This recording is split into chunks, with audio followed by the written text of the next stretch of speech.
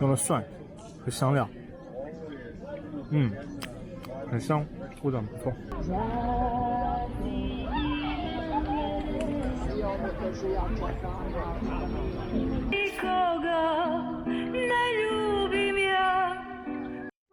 天气很好，离开贝尔格莱德市区，去泽蒙区转转。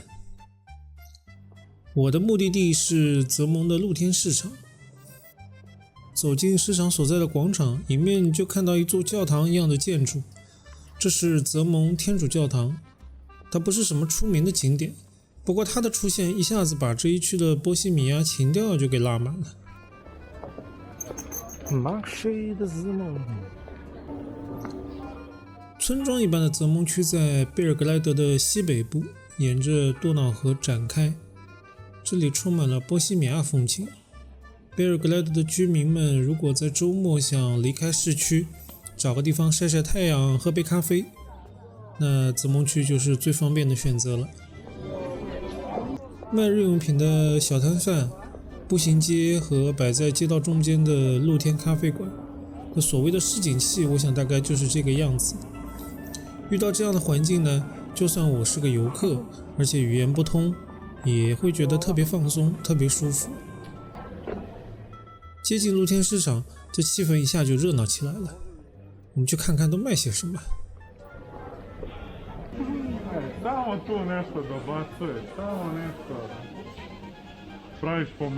是一个市场的样子。Hello。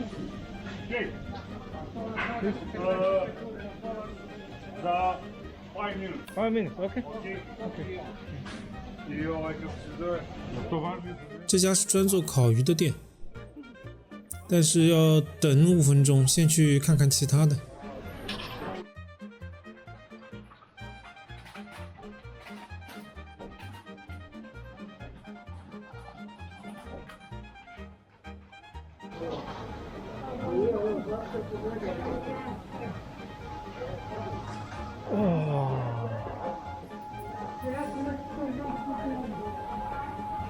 各种肉、面包、油炸的鱼，好好吃，好好肥。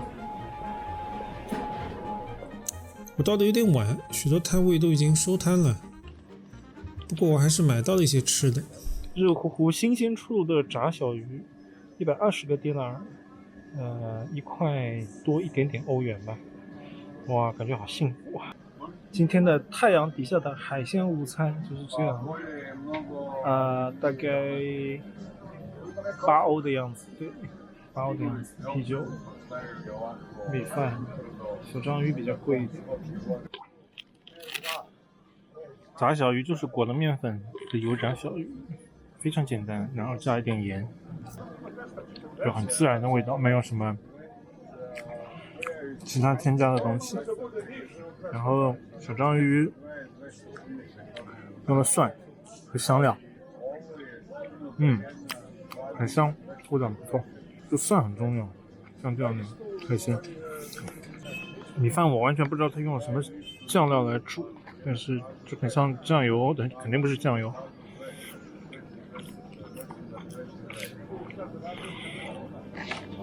煮的已经很烂了，但是有一点点夹生，但是欧洲的米饭就是这个样子。然后有辣椒油、姜，应该是，反正还是用了一些香料。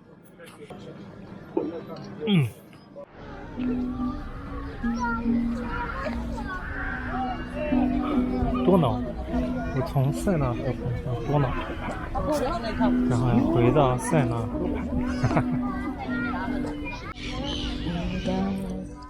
吃完饭，我沿着多瑙河往贝尔格莱德市区的方向漫步。这一段多瑙河畔的河堤非常原始，但是有野鸭、有鹅可以看可以喂，就是很治愈的事情。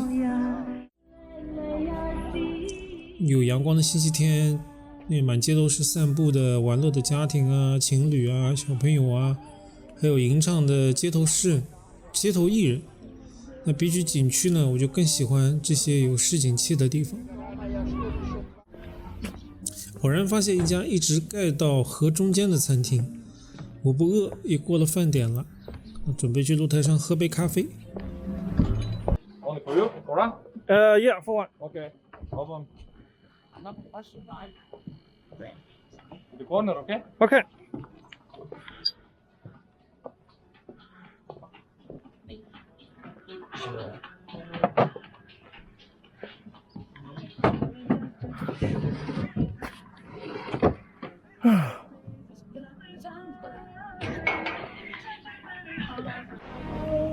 喝完咖啡，继续往贝尔格莱德市区的方向走。街头艺人在演奏莫斯科郊外的晚上。我们住在西欧，就很少能听到这些前苏联的歌曲，但是我们生长在中国嘛，所以对这些歌曲还是挺熟悉的。就说听到这个呢，我就想到一件事情，它还挺有意思的。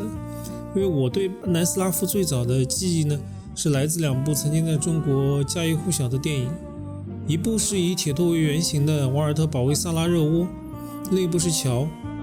那《桥》的主题曲呢，在中国应该大家都知道，那个歌叫《啊，朋友再见》，就是因为电影的关系，所以都是家喻户晓的。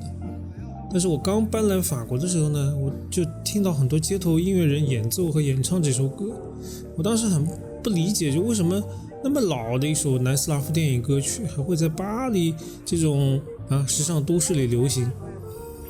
但后来才知道，这是一首2战时期意大利游击队的歌曲，原名呢叫做 Bella Ciao， 翻译过来呢就是美丽的姑娘再见。那1960年代末70年代初，左翼思潮在全球大流行的时候呢，这首歌曾经被改编成各种语言的版本，在各个国家流行。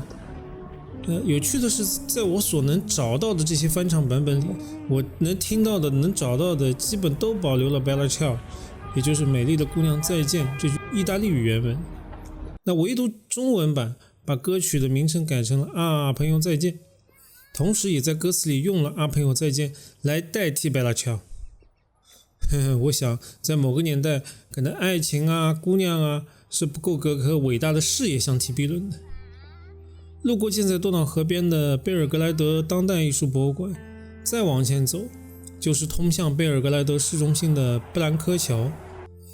站在桥上，夕阳正打在河对面的贝尔格莱德要塞上，洒下一片金黄。从泽蒙区回来，我又去了斯卡达利亚步行街，这也是一条充满波西米亚风情的小街，完全保持了19世纪后半叶的样子。找了一家餐厅，准备坐下来大吃一顿。